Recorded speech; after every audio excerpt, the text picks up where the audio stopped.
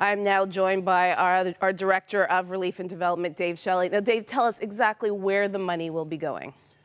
Well, of course, to run this program, years ago, Crossroads bought a large van for the group. So it's van repairs, it's fuel in the tank, they buy fruit for the kids, they bring coloring books, we have summer camps that we support, Christmas gifts for every child every year. So all of those things go towards helping those kids. And of course, if we can raise funds, then we're doing sewing machines, we're doing woodworking tools, we're adding really skills to these children and making sure they know they're valued.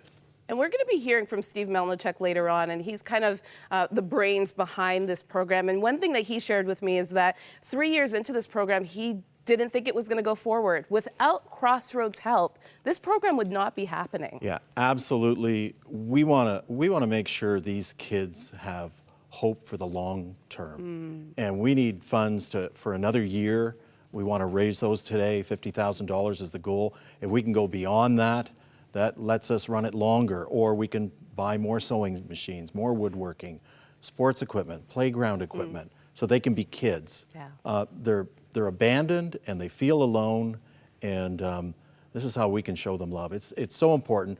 Let's try to keep this program going. You touched on it. If we could raise more than $50,000 today, and the Bible says people without a vision will perish, and so we have a vision of $50,000, but we're aiming high and we're hoping that we'll pass that. So tell us, what could we do if we raised even more than 50? Yeah, well, we'd like to have a Miracle Monday. This is Family Day, and I would love to make sure that every one of those 7 orphanages we've targeted so far, that all of them have sewing machines, so all the young girls can feel like they have worth and value.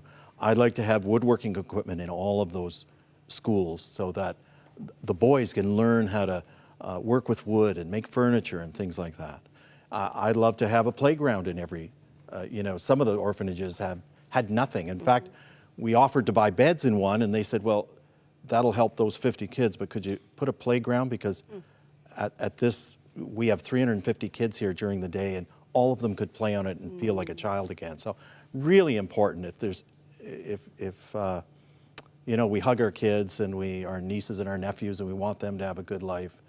Boy, if we could reach across the pond and keep this going, that'd be great. And you talk about that. I kissed my kids before I left this morning, and I think, we have a park right behind us. They can run off to the park. They can run and play with their friends. We don't think about these things. We actually take them for granted. And so when I hear the power of just a playground and how important that is for these children to feel like they are actually loved, that they can actually be a child and live as a child.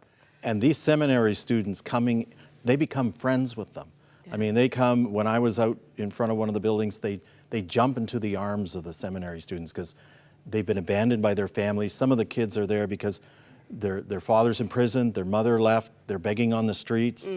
The police come and say, well, we got to take these kids somewhere so they're cared for. So they feel abandoned already and lonely. Yeah. And boy, we can change that if we just raise the funds. We can change that with your help. We can change that. The numbers at the bottom of your screen, 1-800-265-3100. The goal is $50,000. Will you help us? Will you help us change the life and trajectory of these orphans today?